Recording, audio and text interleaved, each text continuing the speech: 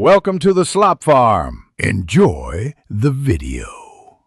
You begin by powering down, then raise the needle and presser foot. This eases tension and shows the path. Grab the correct spool and check the bobbin is wound evenly. Mismatched thickness causes skipped stitches.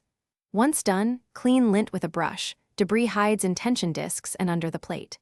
Thread the top path slowly, following numbered guides on the machine and passing under the tension discs. This sets reliable line pressure and prevents knots. Now you route the thread through the take-up lever and down to the needle, making sure it clicks into each guide. That click ensures proper tension control. Meanwhile, confirm the bobbin winds in the correct direction and drops or inserts into the case as shown on your machine. Improper bobbin direction causes bunching.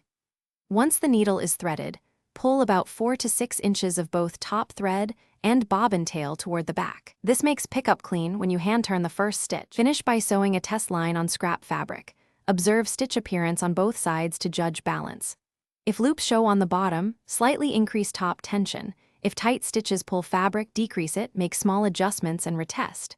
If problems persist, stop and recheck the whole path. Spool positioning, thread seat and tension discs, bobbin direction and case seating, most issues are path errors. One quick tip: rethread completely before deeper troubleshooting, because a single missed guide often causes the fault. Thanks for watching. Consider subscribing if we helped you today.